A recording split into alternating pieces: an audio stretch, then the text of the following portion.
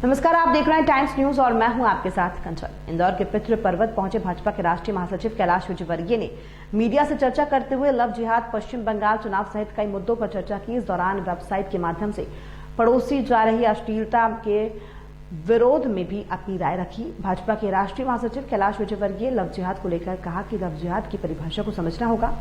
षड्यंत्र पूर्वक किया जाता है, इसलिए ये गलत है।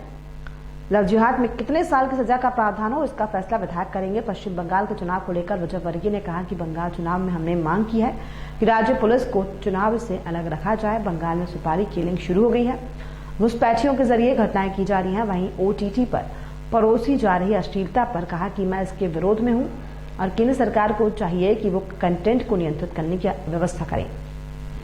वहीं पूर्व राष्ट्रपति हामिद अंसारी को लेकर कहा कि वे तो पहले से ही कट्टर हैं। एक कार्यक्रम में उन्होंने दीप नहीं जलाया था और जूते भी नहीं उतारे थे। इससे पता चलता है कि उनकी सोच कैसी है। साथ ही शहर में कोरोना के बढ़ते मामलों पर कहा कि मैं दिन का कर्फ्यू लगाने के पक्ष में नहीं हूं, लेकिन लोगों को खुद की और समाज की चिंता करना चाहिए।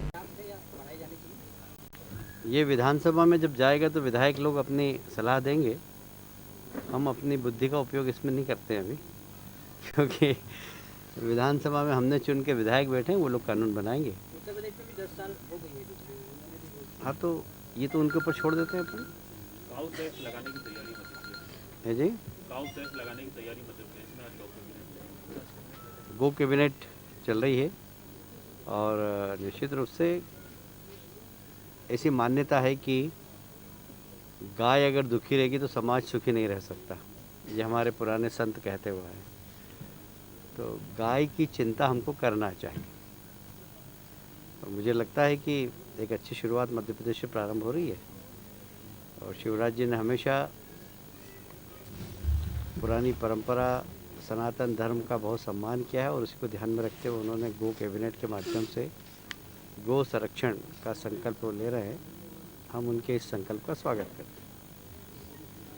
पश्चिम बंगाल में लगातार भारतीय जनता पार्टी कार्यकर्ताओं और ऑफिस में भी हमला हो रहा है। ऐसे में गायब हो जाए सर पॉलिटिकल क्वेश्चन कुछ पॉलिटिकल। छत्तीसगढ़ के मुख्यमंत्री भूपेश बघेल का लव जिहाद पर कर रहा है। भारतीय जनता पार्टी नेताओं ने जिनके परिवार के लोगों ने अन्य धर्मों में जाकर शादी किया है, क्या वो उसे लव जिहाद के दायरे में मानते हैं? देखिए, इसकी परिभाषा को समझना पड़ेगा। ऐसा है कि कोई षड्यंत्र पूर्वक कोई कार्य किया जाए तो एक तो षड्यंत्र होता है। तो षड्यंत्र पूर्वक इस प्रकार का कार्य करना, उसके खिलाफ ये बन रहा है। और प्रेम सनातन है, वो अगर सहज होता है, सरल होता है, न जाति देखता न धर्म देखता है, पर कोई योजनाबद्ध तरीके से कोई काम करे, लव जिहाद उसके लिए।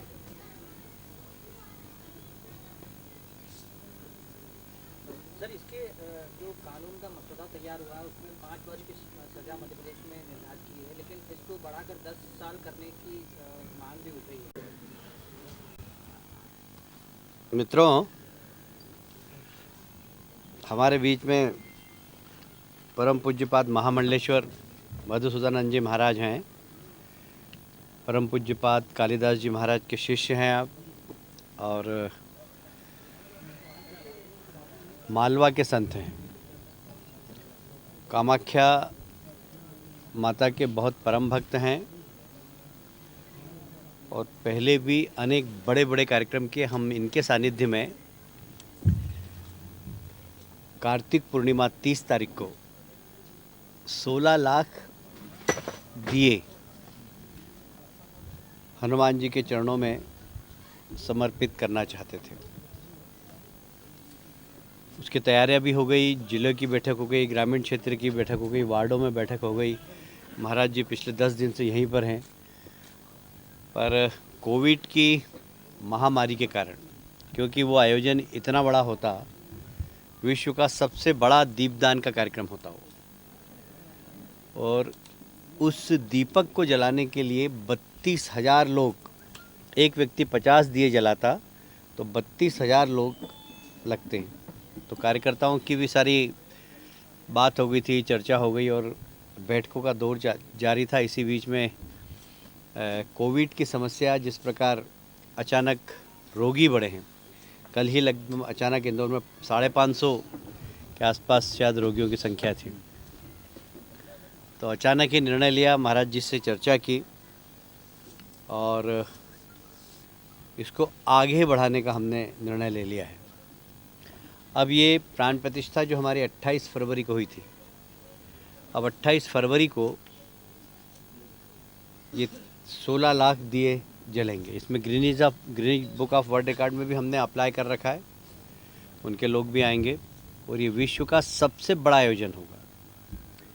इसका हेतु यही था कि विश्व शांति और कोविड से विश्व को मुक्ति मिले, उसका अनुष्ठान करने का विचार था। 1.25 लाख हनुमान चालीसा के पाठ के साथ उस कार्यक्रम को करने वाले थे, पर इसको थोड़ा सा आगे बढ़ा दिया है।